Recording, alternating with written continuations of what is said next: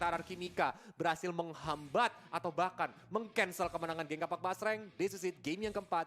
Geng Kapak lah gitu kan. Generation of Power Extraordinary Basreng melawan RRQ. Rex Regum Keon Mika. Rex Regum Keon. Panjang amat. Iya baru gue mau komen lo. Gila ya, Gamepex lo nggak singkat. RRQ lo singkat, baru lo ganti. Enggak, aman berarti. Aduh ya Allah. Sekarang jualan tahu petis tuh. Tapi astaga, kamu ya teman-teman. Tapi gini Net, Benedetta sama Karina.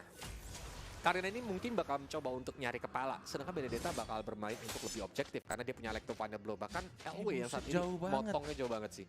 Cuek aja. Tapi honestly ya Net ya, sekitar 6 bulan yang lalu LW itu yang udah mulai menggantikan LA ya kan kurang lebih ya di XP lane. Itu dia belum sebagus ini loh Net. Berarti perkembangan individual LW ini lumayan cukup bagus gitu. Oke. Masih tetap dapetin Krabernya dan bahkan LW pun juga kan gue jadi ngomong LW pun juga tetap berani untuk nge-cut, sama-sama nge-cut sih sebenarnya antara FS Fredin Salto dan juga si LW singkatan dari apa? Lia Winata. Iya, Lia Winata kalau nggak salah. Kalau nggak salah ya, benar-benar. Kalau nggak salah. Coba teman-teman yang tahu nama panjangnya LW siapa, ditulis kalau pacarnya cewek kan? Pacarnya cewek. Iya. Cewek kan Calvin Winata. Betul. Tapi Net, ya Atlas ngelawan Lolita Net. Lolitanya bakal kesulitan gak sih? Karena lihat ya, ada Atlas di sana. Mungkin juga nanti dia bisa di cancel dengan adanya Sanguine Claw gitu. Lolita ketika nomor 16 tuh banyak banget yang udah nungguin dia gitu. Malah gue melihat antara Lolita sama Atlas lebih megang Lolita sih. Oh ya? Kenapa? Iya, karena dari durability-nya harusnya menang Lolita. Stun-nya pun juga nggak ngandelin ulti doang. Terus juga punya shield tambahan. Tapi ya itu Atlas tuh karena mungkin dicarinya tuh movement speed ya, makanya dia pakai support. Rapid. Ya, emblemnya juga rapid ya. Biasanya rapid boots juga dia buat. Dan momentum sih itu yang mahal, karena kan sekali pataling kalau dapat banyak itu bakal tinggi banget. Tapi lihat Sky saat ini ya. Dia benar-benar diganggu habis-habisan karena dia mencoba untuk melakukan invasi, tapi ternyata di sana lumayan cukup banyak ada MG dan Ash yang standby. Mei ternyata nggak mau pulang, malah langsung mencoba untuk melaju dengan perfect match-nya. Sayang sekali memang belum ada follow up. Tapi Mika yang dapat turtle kan? Siapa tuh? Mika kan? Mika tadi. Ini yang gue agak ini juga ya, ketika dapetin turtle tapi goldnya tuh tetap seimbang gitu loh. Karena mirroring sih tadi dari Sky-nya kan dia langsung kayak sekarang itu benar-benar didajin. Langsung diajar juga dengan Electro Final Blow, Phantom Slash juga di pop up dan gak berhasil S dapatkan, Purple Buff-nya dicuri. Tapi ini dia, mulai terjadi lelepikan mencoba untuk menahan, Remote Manipulation juga di pop up. Sanguine Cloud tadi sempat dikeluarkan, masih ada Guardian of Bulwark untuk menahan dan Mei tidak bisa bertahan, first blood pun didapatkan. Tapi LW dari belakang mencoba untuk mencakar-cakar, tapi damage-nya masih belum ada, malah dia yang dalam bahaya dan sprint pun di pop up sehingga LW masih survive. Dan gua applause banget ini, luar biasa. Dari Funi tadi dia benar-benar menahan sprintnya dan cukup tenang untuk menghindari satu nomor 16. Di sini masih ada satu retribution didapatkan begitu saja. Sky yang mencoba untuk maju, tapi kayaknya nggak cukup tadi karena ketutup di bush juga. Membuat dia harus kehilangan satu orange buff miliknya, walaupun dia udah nyolong juga sih. Iya nggak sih itu? Lia Wijaya katanya, tapi ada yang bilang juga Lia Widodo. Katanya nggak gitu kawan, sama-sama W sih, tapi Lia Wijaya yang benar. Iya, bukan Winata Wijaya ya teman-teman ya. Thank you yang udah ngingetin kita. Itu yang benar ya, ketik Lia Widodo tuh apa sih niatnya, gue bingung sumpah. Astaga naga. Seperti nama presiden kita. Iya, itu kan nama bapak presiden kita. Masa dia ternyata RW ponakannya Jokowi kan nggak siapa yang tahu? Iya, nggak ada yang tahu. Nggak ada yang tahu tiba-tiba ya kan? Lius Wiranto. Tapi dia turtle-nya udah mulai dihajar-hajar aja. Komen. Apa? Emang ada tadi yang tulis gitu? Kalau Lius tuh.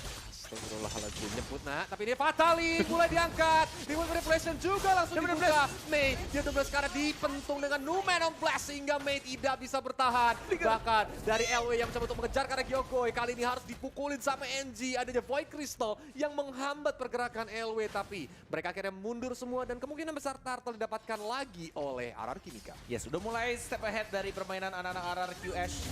Benar-benar fokus banget objektif, lelipinkan di arah depan. Dapetin 1 poin kill justru malah dari Sylventrin-nya bersamaan dengan NG. Side by side dan mereka mulai memegang kendali untuk early game-nya. Mulai unggul sedikit demi sedikit berbeda 1K. Dan ini ngebuat RRQ Mika harus benar-benar fokus dan konsisten menahan tempo permainan mereka sampai ke mid game ataupun late game. Yap, karena ini beda banget sama game pertama hingga game yang ketiga ya, Net. Game Ya, yang keempat betul. ini akhirnya RRQ leading di early game-nya. Tapi gimana caranya mereka harus tetap konsisten untuk nahan karena Sky barusan aja kena Town dan langsung dipukul-pukulin. Untungnya memang mereka gak ada damage tambahan sih. Kayak Ash tadi udah pakai Arctopania Blow-nya juga, jadi lebih milih untuk mundur. Yes, benar-benar recover dengan suara Fedrinnya baik banget tadi dia. Oke, di tahun again and again masih ada satu sprint yang bisa menyelamatkan dirinya dari serangan seorang Benedetta bersama Fredrin. Dan bahkan di arah bottom lane-nya juga 4 orang.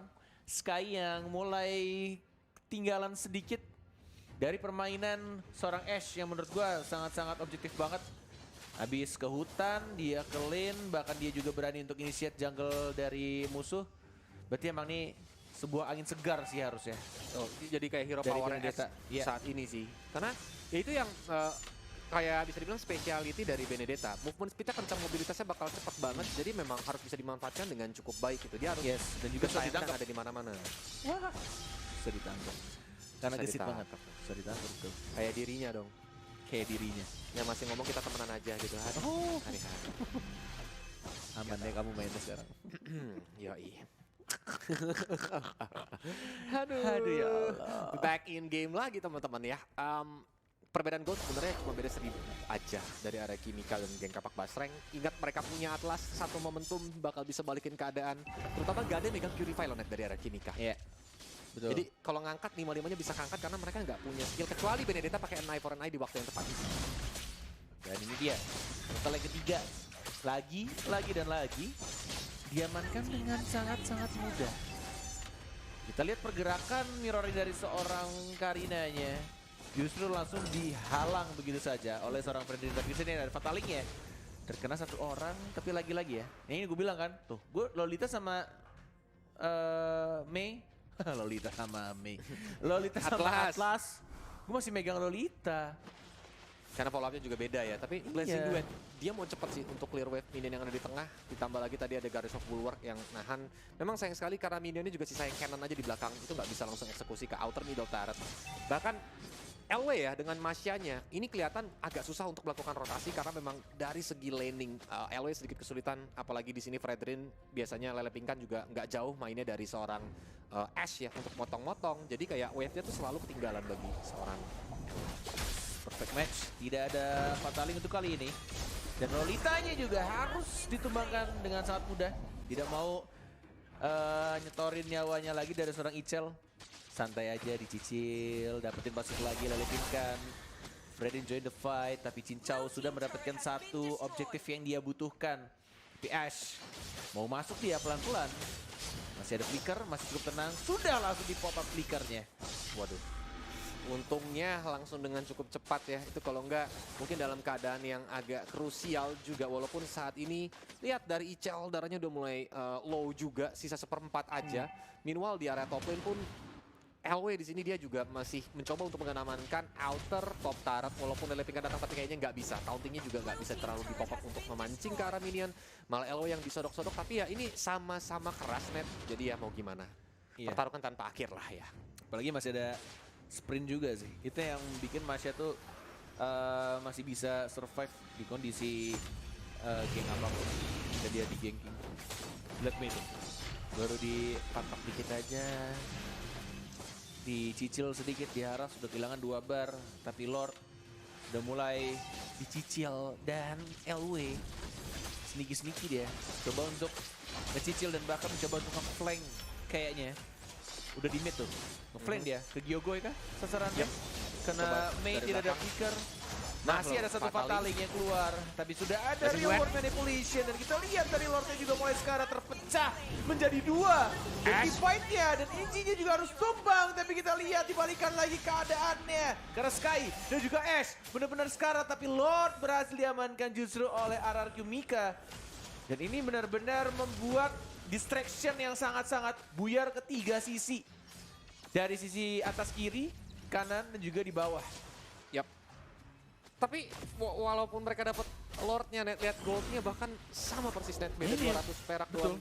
Jadi geng Kapak Basreng ini benar-benar melakukan trading yang dari tadi tuh ternyata works gitu untuk mereka supaya goldnya nggak beda jauh dan ketika dapetin Lordnya pun terlihat tidak terlalu bisa ada impact untuk RRQ Mika karena memang langsung dimusnahkan saja dari Land of Down. Ini yang membuat RRQ Mika harus benar-benar memutar otak sih. Tapi mungkin di middle to late game, S bakal mencoba untuk melakukan split push untuk mengacaukan formasi dari Mika. Di LW-nya sih yang benar-benar ngeganggu banget. Lihat S-nya mencoba untuk mengincar ke arah Kuninya, tapi terlalu dive. Masih ada turret pertama atau auto turret-nya. Dan turret memory tidak berhasil untuk mendapatkan satu orang NG yang masih bisa flick out ke arah belakang. Dan sekarang momennya justru Mei-nya yang punya flicker dan NG-nya yang nggak ada flicker karena udah dipakai buat defensif barusan. Yap, mau nggak mau ya udahlah ya, karena resource-nya juga udah kebuang. Dia harus mundur ke belakang kan tadi supaya keluar dari zona top up memory. Padahal ya kalau dia nggak pakai flicker tadi pasti di basic attack dulu sih baru di top up memory ya Net ya. Dan itu bisa ter-take down karena tadi memang benar-benar darahnya sisa 1 hit. Berarti 3 step doang tadi ya? 4 Oh 4 ya, tapi masih cukup tebel. Belum cukup, iya belum cukup untuk numbangin karena mungkin dari segi itemization-nya si Cincau belum terlalu sakit. Yes, itu benar-benar masih belum ketahuan. Ada flicker sih. Mei mengincar siapa dia?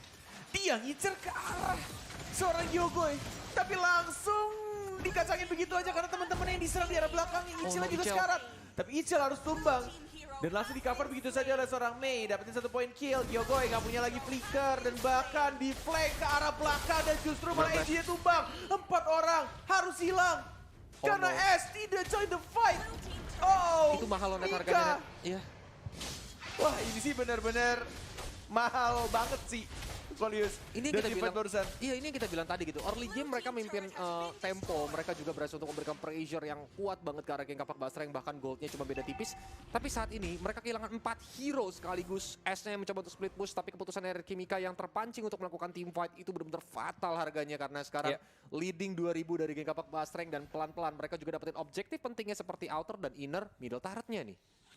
Gue kira tadi justru malah menang dari Mika ya ketika maju sama Ichil dari dan fatalingnya juga nggak di follow up.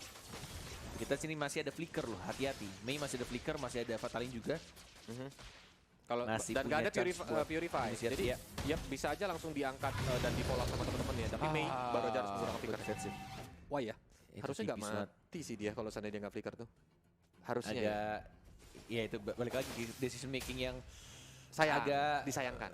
Iya sangat disayangkan, tapi ya agak sulit juga untuk diputuskan karena momennya pas banget ada Lord gitu. Ya, takutnya nggak ada Atlas ya kalau sampai ternyata dia nggak flicker tapi malah nyawanya yang menjadi harga gitu kan untuk keputusan dia tadi itu Lord RRQ Mika bakal coba all out di Lordnya. Oke, tanpa adanya flicker dan kita lihat LW yang sudah semakin menyusahkan anak-anak Mika. Dengan pergerakannya, 1 bar lagi Lordnya, Sky fokus dan langsung diamankan begitu saja. Mei masih mencoba untuk menang, Dominan Blast hanya terkena 1 tapi Asli kita lihat di arah depannya mencoba untuk dapatin 2 orang fatalingnya. Mencoba untuk maju lagi ke arah depan, LW selalu menjaga pergerakan dari RRQ Mika dan itu ngebuat dari GPX Basreng free banget, bebas banget untuk ngehit frontlinernya dan terbukti 3 orang tumbang dari RRQ Mika. Nggak sinkronis terjadi lagi di RRQ Mika. Perhatiin nggak tadi Net? 3 orang maju, 2 orang mundur. Kalau misalnya kau perhatiin tadi. Karena ada LW nggak sih? Iya, ada LW. Dibayang-bayangin LW. LW ini benar-benar ngacauin formasi dari RRQ Mika-nya. Apalagi memang gini, mereka udah dapetin Lord gitu loh. Kalau sampai ada banyak hero yang tertumbang, walaupun memang respawn time-nya belum terlalu lama gitu kan. Tapi pundi-pundi gold yang diberikan ke geng Kapak Basreng, level yang diberikan ke geng Kapak Basreng, di menit yang ke-14 itu mahal banget loh Net. Dan sekarang ketika minion manajemen rapih seperti ini otomatis 1 base turret at least bakal jadi korban. Iya, pasti jadi korban. Dan mungkin 2. Atau bisa jadi 3. Karena masanya nge-push juga di arah bottom lane-nya. Betul, 3 wave secara bersamaan dan saat ini Lele Pingkan mencoba untuk melakukan defensifnya walaupun memang udah mulai sulit karena Lele Pingkan pastinya bonyok kalau dipukulin. Dia ketinggalan level, dia ketinggalan gold tapi base yang terbuka lebar. Mulai dipukul-pukulin. Apakah Kapak Basreng bakal menjadi juara kali ini karena Dominan Blast masih dibuka sana dan tidak ada minion yang mulai masuk. Tapi dari tengah sudah mulai datang. Mulai dipukulin sama LW dan geng Kapak Basreng menjadi juara dari MLBB U-Point Esports Invitational Season yang ketiga. Setelah 3 season mereka selalu berada di runner up, tapi sekarang waktunya mereka mengangkat piala dari U-Point Esports Invitational menjadi juara dan dengan ekspresi yang santai aja. Betul. Karena memang sepertinya sudah di antisipasi. The Champions, New Point Esports Invitational Season 3. Kenapa Luan-Luan tidak main ya teman-teman ya? Karena Luan